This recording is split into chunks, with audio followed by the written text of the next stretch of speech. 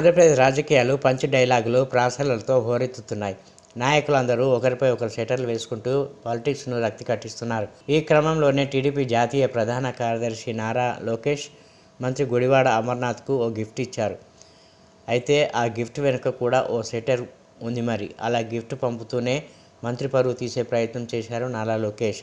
శంఖారావం యాత్ర పేరిట ఉత్తరాంధ్రలో పర్యటిస్తున్న నారా లోకేష్ తాజాగా అనకాపల్లిలో శంఖారావం సభ నిర్వహించారు. ఈ సందర్భంగా ఐటీ మంత్రి అమర్నాథ్కు కోడిగుడ్డును అవార్డుగా ఇస్తున్నట్లు నారా లోకేష్ ప్రకటించారు.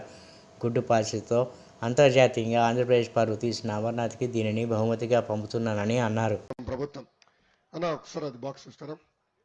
ఇక్కడున్న మీ శాసనసభ్యుడు నేను గిఫ్ట్ తీసుకొచ్చేది.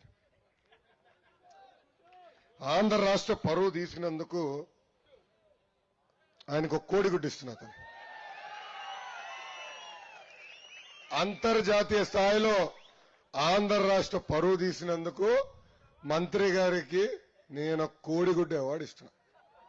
బాగుందా తల్లి అవార్డు? కరెక్టే కదా? ఇక్కడ ఉందా కోడిగుడ్డు? అమ్మగారికి పర్ఫెక్ట్ కదా? ఇది అన్నగారికి ఇస్తున్నా, డెలివరీ చేయమని నేను కోరుతున్నా. జాగ్రత్త అన్న.